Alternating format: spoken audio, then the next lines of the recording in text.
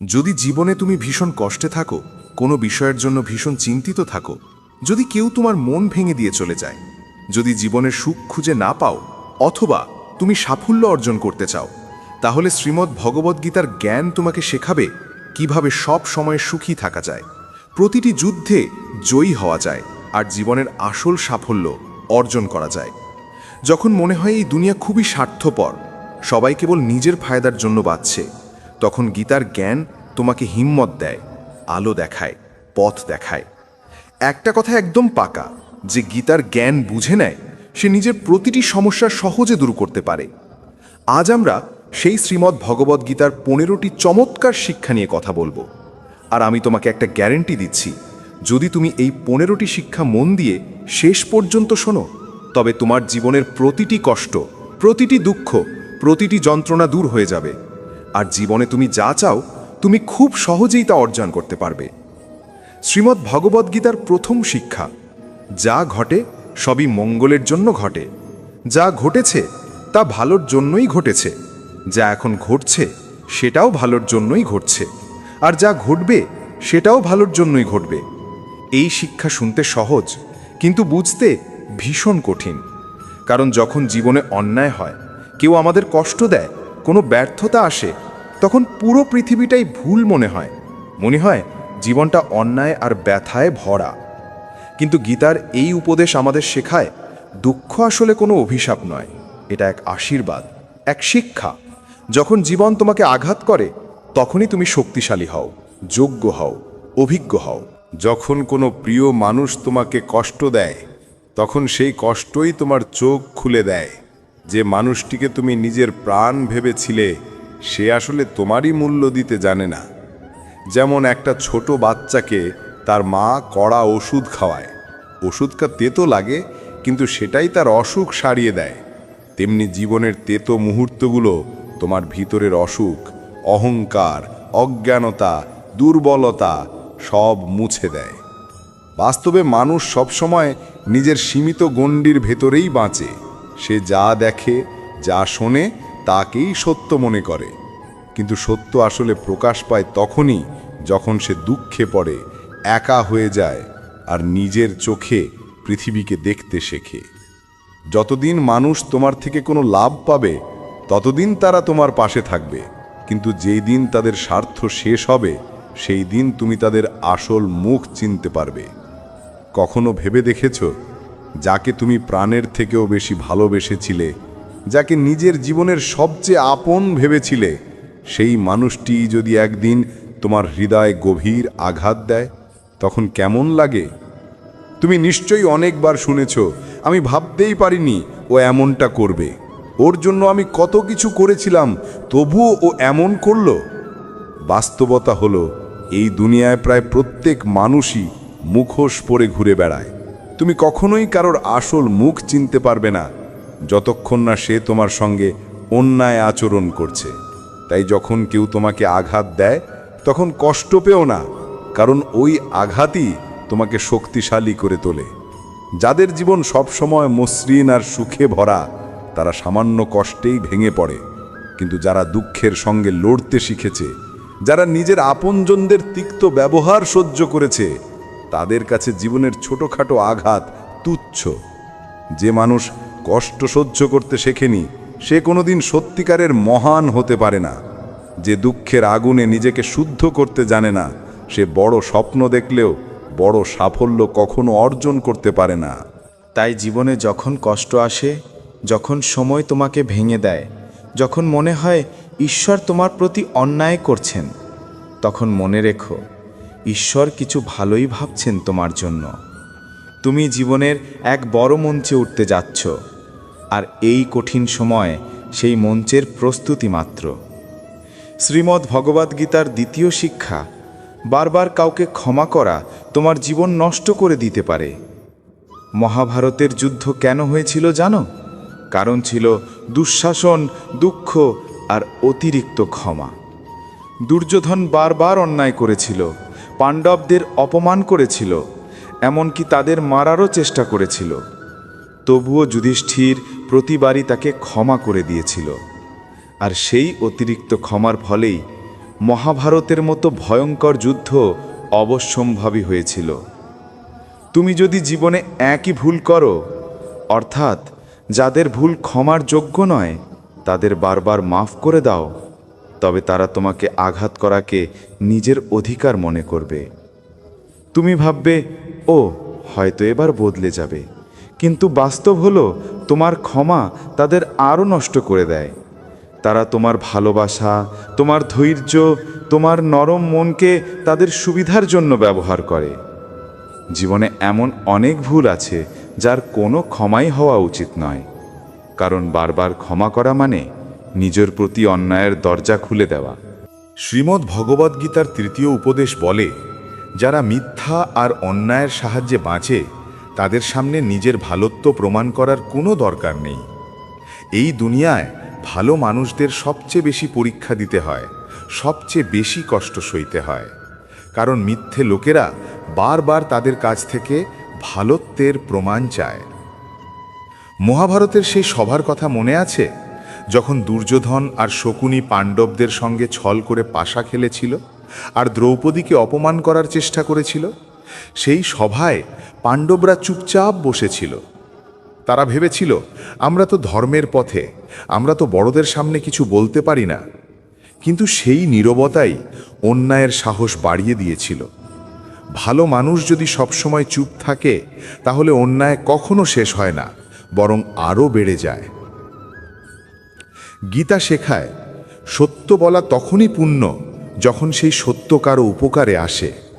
যদি তোমার মিথ্যে কারো মুখে হাসি ফোটায়, কারো মন ভালো করে, তবে সেই মিথ্যে পাপ নয়, সেই মিথ্যে এক প্রকার পুণ্য। কিন্তু যদি তোমার বলা সত্য কারো মন ভেঙে দেয়, কারো আত্মাকে আঘাত করে, তবে সেই সত্য পাপের সমান। তাই মনে রেখো, যে মানুষটি তোমার সঙ্গে বারবার ছল করে, যে তোমার ওপর আঘাত হানে, যে তোমার ভালোবাসার মূল্য দিতে জানে না, তাদের সামনে নিজের ভালোত্ব প্রমাণ করতে যেও না। শ্রীমদ্ ভগবদ্গীতার ৪র্থ উপদেশ হল, দুষ্ট মানুষকে যতই ভালোবাসো, যতই ভালো করো, সে একদিন তোমাকে আঘাত করবেই। তুমি নিশ্চয়ই শুনেছ, খারাপ মানুষ তার স্বভাব কখনো বদলায় না। যদি তুমি জানো সামনে যে মানুষটা আছে সে বারবার তোমাকে কষ্ট দেয়, তোমার সঙ্গে অন্যায় করে, তবুও তুমি যদি ভাবো যে সব ঠিক হয়ে যাবে, আমি সহ্য করব, তাহলে মনে রেখো এই অতিরিক্ত ভালোত্বই একদিন তোমাকে সবচেয়ে বড় কষ্ট দেবে। যে তোমার সঙ্গে অন্যায় করে, তোমার প্রয়োজন নেই তার সঙ্গে ভালো ব্যবহার করার। না তার প্রতি ঘৃণা পোষণ করো, না তার প্রতি অতিরিক্ত ভালো থেকো, শুধু দূরত্ব বজায় রাখো। কারণ তুমি যতবার তাকে ভালোবাসবে ততবার সে তোমাকে আঘাত করবে, আর শেষ পর্যন্ত সেই ভালোবাসা তোমার জীবনে শুধু ব্যথা আর আফসোস ফেলে যাবে। গীতার ৫ম উপদেশ হল, যদি তুমি সবসময় চুপ করে সহ্য করে যাও, তাহলে একদিন এই দুনিয়া তোমাকে মুছে দেবে। এই পৃথিবীতে যারা অন্যায় সহ্য করে তাদের জ্ঞানী নয়, বোকা বা দুর্বল বলা হয়। যে নিজের জন্য কখনো আওয়াজ তোলে না, যে নিজের অধিকারের জন্য লড়াই করে না, যে অন্যায়ের বিরুদ্ধে মুখ খোলে না, তাকে এই সমাজ পিষে ফেলে দেয়। অনেকেই ভাবে, আমি যদি চুপ করে থাকি সবাই আমাকে ভালো বলবে, কিন্তু না, আজকের যুগে নীরবতা কোমলতা নয়, দুর্বলতা বলে গণ্য হয়। আজকের দুনিয়ায় যে যতটা সহ্য করে, মানুষ তাকে ততটাই আরও সহ্য করতে বাধ্য করে। তাই যেখানে তোমার সঙ্গে অন্যায় হচ্ছে, যেখানে কেউ তোমাকে কষ্ট দিচ্ছে, সেখানে চুপ থেকো না, সাহস করে অন্যায়ের বিরোধ করো। কারণ নীরবতা কখনো ধর্ম নয়, বরং অনেক সময় নীরবতাই অন্যায়ের সহযোগী হয়ে ওঠে। গীতার ৬ষ্ঠ উপদেশ বলে, দুঃখকে ভয় করা বন্ধ করো, কারণ সুখ আর দুঃখ জীবনের ঋতুর মতো আসে আর যায়। কেউই এই দুই থেকে পালাতে পারে না। তাই এর জন্য উদ্বিগ্ন হওয়ার বদলে গীতার এই জ্ঞান মনে রাখো যে এই সংসার পরিবর্তনশীল। যেমন সুখ স্থায়ী নয়, তেমনি দুঃখ চিরদিন থাকে না। সব কিছু বদলায়, আর এই পরিবর্তনই জীবনের একমাত্র সত্য। দুনিয়ায় কেউই চিরস্থায়ী হয়নি। কত রাজা এসেছে, কত বড় মানুষ গেছে, কেউ রয়ে যায়নি। তাহলে দুঃখ নিয়ে কাঁদছো কেন? সুখ নিয়ে গর্ব করছো কেন? দুটোই তো সাময়িক। তুমি না সুখ থামাতে পারবে, না দুঃখ থেকে পালাতে পারবে। তুমি শুধু বুঝতে পারবে যে এই সব কিছু তোমার নিয়ন্ত্রণে নয়। যে এই সত্য বুঝে নেয় সে কখনো দুঃখে ভেঙে পড়ে না, কারণ সে জানে যা এসেছে তা একদিন চলে যাবে। তাই কান্নার চেয়ে হাসি ভালো। শ্রীমদ্ ভগবদ্ গীতার সপ্তম উপদেশ বলে, ভালো মানুষ যদি খারাপ লোকদের সঙ্গে সময় কাটায় তাহলে একদিন সেই ভালো মানুষও ধ্বংস হয়ে যায়। মহাভারতের এক চরিত্র ছিল কর্ণ, যে আসলে পাণ্ডবদের বড় ভাই ছিল। সে দানবীর ছিল, ধর্ম জানত, সত্য বুঝত। তবুও দুঃখের বিষয় সে দুর্যোধনের সঙ্গে বন্ধুত্ব করেছিল, আর সেই বন্ধুত্বই তার সর্বনাশের কারণ হয়েছিল। গীতা বলে, যে দুষ্টের সঙ্গে থাকে সে নিজে যতই ভালো হোক না কেন, একদিন সেই দুষ্টতার ফল তাকেও ভোগ করতে হয়। ঠিক তেমনি যদি একজন ভালো মানুষ ভুল সঙ্গ বেছে নেয়, তবে সেই ভুল সঙ্গই তার জীবনকে নষ্ট করে দিতে পারে। তাই জীবনে সব সময় খেয়াল রাখো তুমি কার সঙ্গে সময় কাটাচ্ছ, কারণ কখনো কখনো একজন ভুল মানুষই তোমার সারা জীবন পাল্টে দিতে পারে। শ্রীমদ্ ভগবদ্ গীতার অষ্টম উপদেশ বলে, ভালোবাসা আর অনুভূতির সম্পর্ক শুধু তার সঙ্গেই গড়ো যে তোমার ভালোবাসার মূল্য বোঝে।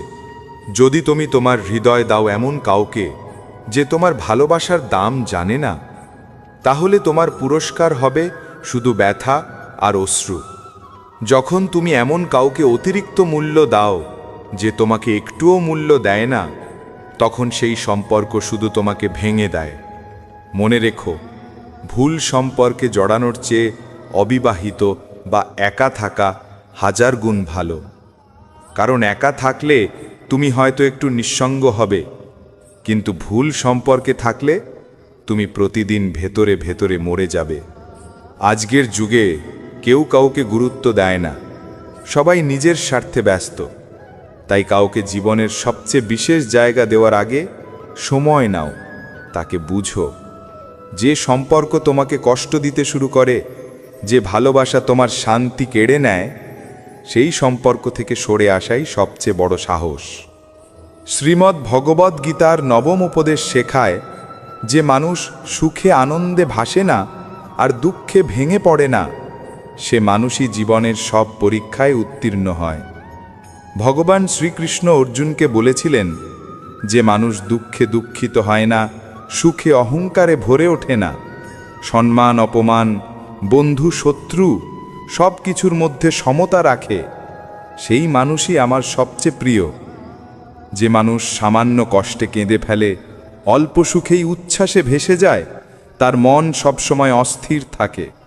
নিজেকে কখনো এত হালকা বানিও না যাতে ছোট্ট এক আঘাত তোমাকে কাঁপিয়ে দেয়, আর ছোট্ট এক আনন্দে তুমি নিজের ভারসাম্য হারাও। গীতা শেখায়, স্থিতধীর হও, ভারসাম্য রাখো। সুখে যেমন নম্র, দুঃখে তেমন দৃঢ়। এই রকম মানুষকেই দুনিয়া শ্রদ্ধা করে আর ভগবানও ভালোবাসেন। যে মানুষ সুখে মেতে ওঠে না আর দুঃখে ভেঙে পড়ে না, সেই জীবনের আসল যোদ্ধা। যখনই জীবনে সুখ বা দুঃখ আসে, একজন সত্যিকারের বুদ্ধিমান মানুষ কখনো ভয় পায় না। সে জানে সব কিছু সময়ের নিয়তি, সময়ের প্রবাহ। যেমন ঋতু আসে আর যায়, তেমনি সুখ দুঃখও আসে আর কেটে যায়। শ্রীকৃষ্ণ অর্জুনকে বলেছিলেন, অর্জুন, তুই সমতা ধারণ কর, মনকে স্থির কর, কারণ যার মন স্থির তার জীবন ধীর। জীবনে ঝড় আসবেই, কষ্টও আসবে, কিন্তু যার ভেতরে শান্তি আছে সে কখনো ভেঙে পড়ে না। সে প্রতিটি সমস্যা বুঝে তার সমাধান খোঁজে আর জীবনের পথে এগিয়ে চলে। তাই কৃষ্ণের এই বাণী মনে রেখো, যার মন স্থির তার জীবন ধীর। শ্রীমদ্ ভগবদ্ গীতার দশম উপদেশ, যে মানুষ নিজের কর্তব্য আর কর্মকে জ্ঞান আর বুদ্ধি দিয়ে সম্পন্ন করে না, তার জীবনে সুখ নয় বরং কষ্ট আর ব্যর্থতাই আসে। অর্জুন একসময় কৃষ্ণকে বলেছিল, হে কৃষ্ণ, আমি এই যুদ্ধ করতে চাই না, এত মানুষ মরবে, এত রক্ত ঝরবে, তার চেয়ে আমি সন্ন্যাসী হয়ে ভিক্ষা করে খাই। তখন শ্রীকৃষ্ণ শান্তভাবে বলেছিলেন, অর্জুন, এটা তোমার ধর্ম, তুমি ক্ষত্রিয়, তোমার কর্তব্য হল অধর্মের বিরুদ্ধে লড়াই করা। যখন পৃথিবীতে অন্যায় বাড়ে তখন ন্যায় রক্ষার জন্য যুদ্ধ করাই সত্য ধর্ম। তেমনি কেউ যদি নিজের কর্তব্য ফেলে অন্য পথে চলে, তাহলে সেখানে তাকে সাফল্য নয়, বরং পরাজয় পেতে হয়। অনেকে বলে, আমি তো অনেক পরিশ্রম করি, তবুও জীবনে সফল হতে পারি না। কিন্তু আসল প্রশ্ন হলো, তুমি কি ঠিক জায়গায় পরিশ্রম করছো? তুমি কি নিজের কর্তব্য চিনতে পেরেছ? শ্রীকৃষ্ণ তাই গীতায় বলেন, অর্জুন, নিজের কর্তব্য চিনে নাও, নিজের ধর্মে দৃঢ় থেকো। কারণ অন্যের ধর্মে সাফল্য অর্জনের চেয়ে নিজের ধর্মে ব্যর্থ হওয়াই শ্রেয়। শ্রীমদ্ ভগবদ্ গীতার 11তম উপদেশ। শ্রীকৃষ্ণ বলেন, পত্রম পুষ্পম ফলম তোয়াম ইয়ো মে ভক্ত্যা প্রয়চ্ছতি। অর্থাৎ, যে কেউ যদি আমাকে একটি পাতা, একটি ফুল, একটি ফল বা এক ফোঁটা জলও দেয়, কিন্তু দেয় সত্যিকারের ভক্তি ও প্রেম দিয়ে, আমি তা আনন্দের সঙ্গে গ্রহণ করি। তুমি মন্দির বানিয়ে দাও, হাজার ফুল চড়াও, কিন্তু যদি হৃদয় প্রেম না থাকে, তাহলে সেই পূজা শুধু দেখানোর জন্য। ভগবান বলেন, আমার সামনে কোনো সাজসজ্জা, কোনো অভিনয়, কোনো ভান দরকার নেই। শুধু আমায় ভালোবাসো, আমি তোমার কাছে নিজে থেকে চলে আসব। এই শিক্ষা শুধু ধর্মের নয়, জীবনেরও। মানুষকেও ঠিক এভাবেই ভালোবাসো, দেখানোর জন্য নয়, বরং মনের সত্যতা দিয়ে। শ্রীমদ্ ভগবদ্গীতার 12তম উপদেশ হল, ভগবান শ্রীকৃষ্ণ বলেন, যে মানুষ আমার প্রতি অটল বিশ্বাস রাখে, আমি তার জীবন থেকে কখনো মুখ ফিরিয়ে নিই না। যখনই তার জীবনে অন্ধকার নামে, আমি কোনো না কোনো রূপে এসে তার রক্ষা করি। শুধু একবার বিশ্বাস করে দেখো, আমি সর্বদা তোমার পাশে থাকব। এখন শোনো মহাভারতের যুদ্ধক্ষেত্রের এক অমর কাহিনী। যুদ্ধ তখন চুঙ্গে, কুরুক্ষেত্রের মাটিতে রক্ত আর তলোয়ারের ঝলক। দুর্যোধন হঠাৎ দেখতে পেল ভীষ্ম পিতামহ পাণ্ডবদের ওপর আঘাত করছেন না। রাগে ফেটে পড়ে সে। ভীষ্ম পিতামহের কাছে গিয়ে বলল, পিতামহ, আপনি তো আমাদের পক্ষ থেকে যুদ্ধ করছেন, কিন্তু আপনার মন তো পাণ্ডবদের দিকে। আপনি আমাদের জয় চান না? আপনার মধ্যে কোনো ন্যায় নেই? এই কথা শুনে ভীষ্ম পিতামহের চোখ লাল হয়ে উঠল। তিনি গর্জে উঠলেন, আমার নিষ্ঠা হস্তিনাপুরের জন্য। আমি এই রাজ্যের সেবায় সারা জীবন কাটিয়েছি। তুমি আমার নিষ্ঠা নিয়ে সন্দেহ করছো? তাহলে শুনে রাখো, আমি আজ প্রতিজ্ঞা করছি, আগামীকাল সূর্যাস্তের আগে হয় অর্জুন বাঁচবে, নয় আমি। এই প্রতিজ্ঞার কথা যখন শ্রীকৃষ্ণ শুনলেন, তখন তার মন অস্থির হয়ে গেল। কারণ ভীষ্ম একবার যা বলেন তা পালন করেই থামেন। কৃষ্ণ সারা রাজপ্রাসাদে অর্জুনকে খুঁজতে লাগলেন। শেষে দেখলেন অর্জুন নিজের কক্ষে শান্তিতে ঘুমাচ্ছে। কৃষ্ণ বললেন, অর্জুন, ভীষ্ম পিতামহ প্রতিজ্ঞা করেছেন, কাল সূর্যাস্তের আগে হয় তুমি বাঁচবে, নয় সে। এমন ভয়ঙ্কর মুহূর্তের আগেও তুমি এত নিশ্চিন্তে ঘুমিয়ে আছো? অর্জুন হেসে বলল, হে কেশব, আমি জানি ভীষ্ম পিতামহের প্রতিজ্ঞা ভাঙে না, কিন্তু তুমি যখন আমার সঙ্গে আছো, তখন এক ভীষ্ম নয়, হাজার ভীষ্ম আমার সামনে এলেও তারা এক চুলও আমাকে ছুঁতে পারবে না। এবং ঠিক তাই হলো। পরের দিন যুদ্ধক্ষেত্রে ভীষ্ম পিতামহের পতন হলো, অর্জুন জয়লাভ করল। শ্রীমদ্ ভগবদ্গীতার 13তম উপদেশ হল, ভগবান শ্রীকৃষ্ণ বলেন, অহংকার আর ক্রোধ এমন দুটি দানব, যারা শুধু একজন মানুষকেই নয়, পুরো পরিবার, প্রতিটা সম্পর্ক, এমনকি গোটা দেশকেও ধ্বংস করে দিতে পারে। একজন অহংকারী মানুষ নিজের আমিকে জিততে দিতে গিয়ে সব কিছু হারিয়ে ফেলে। সে নিজের কথাকে সত্যি ভাবে আর বাকি পৃথিবী তার চোখে তুচ্ছ হয়ে যায়। যখন কোনো অহংকারী ও রাগী মানুষ ক্ষমতার আসনে বসে, তখন সে মানুষের মঙ্গল নয়, বরং তাদের সর্বনাশই করে। যেমন ধৃতরাষ্ট্র সারা জীবন হস্তিনাপুরের রাজা ছিল, কিন্তু কখনো জনগণের মঙ্গল ভাবেনি। আর দুর্যোধন রাজ্যের যুবরাজ হয়েও কখনো ভালো কাজ করেনি, শুধু নিজের অহংকার পূরণের জন্য অন্যের ক্ষতি করেছে, অন্যকে কষ্ট দিয়েছে। তাই কৃষ্ণ বলেন, কোনো সম্পর্ক, কোনো সংসার, কোনো রাজ্য অহংকার বা ক্রোধে টেকে না, ওগুলো টেকে থাকে শুধু ভালোবাসায়। যে সম্পর্কে অহংকার ঢোকে সেই সম্পর্ক একদিন না একদিন ভেঙে যায়, আর যে সম্পর্কে প্রেম থাকে সেই সম্পর্ক কখনো মরে না, চিরজীবী হয়ে থাকে। শ্রীমদ্ ভগবদ্গীতার 14তম উপদেশ, এই পৃথিবীতে পরমাত্মা ছাড়া কেউই নিজের নয়। যে মানুষ আজ তোমার পাশে আছে, কাল হয়তো থাকবে না, কিন্তু যখন সব দরজা বন্ধ হয়ে যায় তখন ঈশ্বরের দিকে যাওয়ার পথই খোলা থাকে। মানুষ যখন ভাবে সব শেষ আর কোনো আশা নেই, ঠিক তখনই ঈশ্বর এমন এক নতুন পথ খুলে দেন, যে পথের কথা তুমি কল্পনাও করনি। তুমি যদি সারা দুনিয়া হারাও, কোনো সমস্যা নেই, কিন্তু ঈশ্বরের প্রতি বিশ্বাস হারিও না, কারণ সেই বিশ্বাসই তোমাকে নিজ থেকে তুলে শিখরে পৌঁছে দেবে। শ্রীমদ্ ভগবদ্গীতার 15তম উপদেশ, যেমন কর্ম তেমন ফল। ভগবান শ্রীকৃষ্ণের এই বাণী চিরন্তন। যে যেমন কাজ করবে সে ঠিক তেমন ফলই ভোগ করবে, এটাই সময়ের আইন। যারা অন্যকে কাঁদিয়ে হাসে, অন্যকে কষ্ট দিয়ে সুখ পায়, বিশ্বাস রাখো একদিন সেই চোখের জল তার নিজের চোখ দিয়েই ঝরবে। হয়তো কিছুদিন সে আনন্দ করবে, কিন্তু সময় বদলালে তার প্রতিটা অন্যায়, প্রতিটা পাপ তার নিজের জীবনে ফিরে আসবে। অবশ্যমেভা ভুক্তব্যম কৃতম কর্ম শুভাশুভম। অর্থাৎ যে কাজই করো, ভালো বা মন্দ, তার ফল তোমাকে ভোগ করতেই হবে। কেউ যতই চালাক হোক না কেন, নিজের কর্মফল থেকে কেউ পালাতে পারে না।